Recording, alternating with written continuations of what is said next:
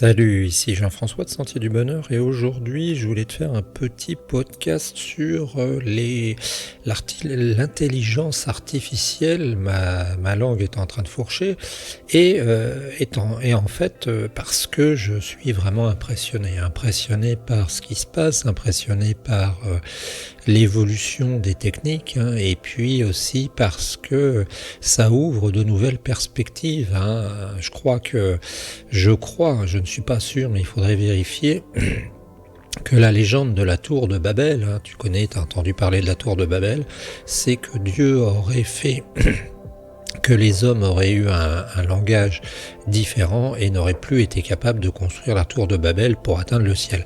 Eh bien, tu vois, c'est un peu symbolique, mais en fait, avec peut-être l'intelligence artificielle, eh bien, on va peut-être réussir à franchir certaines limites. Alors, je sais, je ne me fais pas d'illusions au point, parce que je sais bien que ce n'est pas simplement le fait de parler à un homme qui ne parle pas le même langage que nous, qui va résoudre les problèmes de l'humanité. Toutefois, il faut reconnaître que quand on voit certaines améliorations techniques, eh bien, on est complètement bluffé. J'ai appris, je le savais, mais j'ai appris voilà quelque temps qu'on pouvait aller chercher des informations sur Internet plus facilement. Et il m'arrive de temps en temps d'aller chercher en effet sur des sites anglais des pages de documentation, que ce soit en sciences ou que ce soit en sciences sociales. Et en fait, je suis surpris à chaque fois de voir que par un coupé-collé, j'arrive à mes fins, à saisir le texte et que par Google Docs, ou Google Trad, je le traduis très rapidement en français. Et comme me disait un chercheur en médecine, à une époque ça marchait pas bien et maintenant les erreurs sont assez rares. Donc c'est quand même impressionnant. Et je me rappelle aussi t'as dû voir toi cette publicité sur un traducteur qui était une sorte de petit bâton qu'on utilisait blanc là, et où il y avait quelqu'un qui demandait à une hôtesse quelque chose en français, ça traduisait et ça répondait.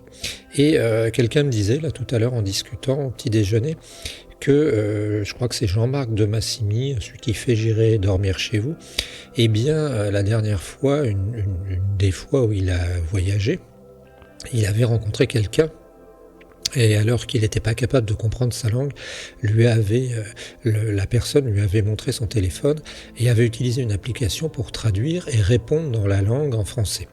Et ce fameux de Massimy là, avait été carrément scotché et avait commencé à avoir les larmes aux yeux en se rendant compte que peut-être il était le témoin, lui, d'une époque révolue et qu'on passait à un stade supérieur.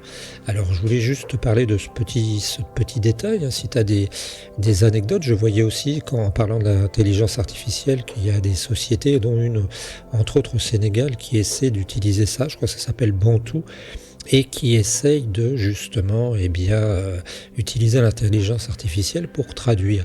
Alors on a eu déjà des cas avant d'espoir envers l'intelligence artificielle, envers le modernisme, d'abord avec les techniques, hein, les machines, et puis à une époque aussi avec Internet, hein. On a dit que le MIT voulait sortir un ordinateur à 50 € qui allait équiper les paysans indiens, les paysans du sud de l'Amérique.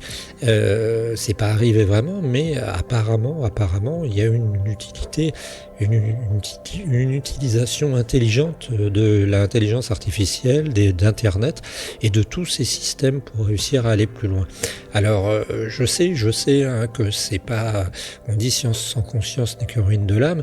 Il faut pas attendre la science pour nous apporter de la conscience. Mais c'est quand même assez impressionnant.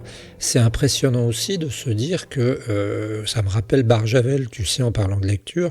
Si tu as lu La Nuit des Temps, c'est un roman où au début on trouve sous 2000 mètres de glace un signal qui est émis par une machine. On va donc aller voir au fond, et dans l'histoire, hein, c'est futuriste par Javel à l'époque, eh bien il y a une traductrice qu'ils appellent la traductrice, qui peut permettre aux je ne sais plus combien de nationalités présentes sur place, je crois que c'est une cinquantaine, d'échanger instantanément. Et à l'époque, en 80, quand j'avais lu ce livre, j'avais été vraiment impressionné impressionné, et puis je m'étais dit, ça doit être génial d'avoir un petit curseur sur lequel tu as juste à brancher sur ton écouteur, et quand tu parles, eh bien tu mets, je sais pas moi, japonais, et puis le japonais te comprend, et puis quand tu es finlandais, tu mets finlandais, et un finlandais peut parler un russe, etc. Et en fait, eh bien à l'époque c'était futuriste, à l'époque c'était quelque chose qui paraissait incroyable. Et tu vois que maintenant, eh bien avec le système d'ordinateur, avec le système de vocalisation, c'est quelque chose qui va devenir courant.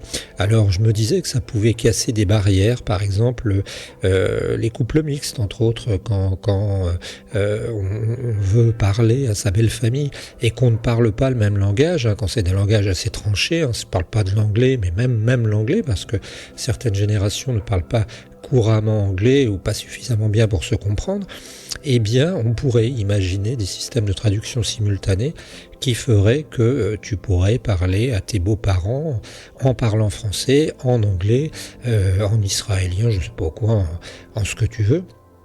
Et en fait, tu pourrais échanger.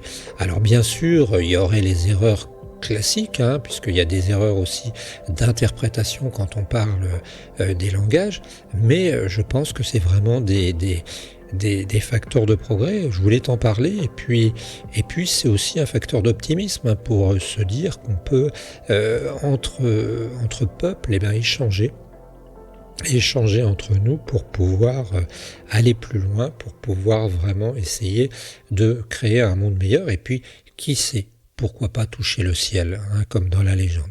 Bon voilà, c'était Jean-François pour Sentier du Bonheur. D'ici là, comme je te dis toujours, ne lâche rien. Ciao l'ami.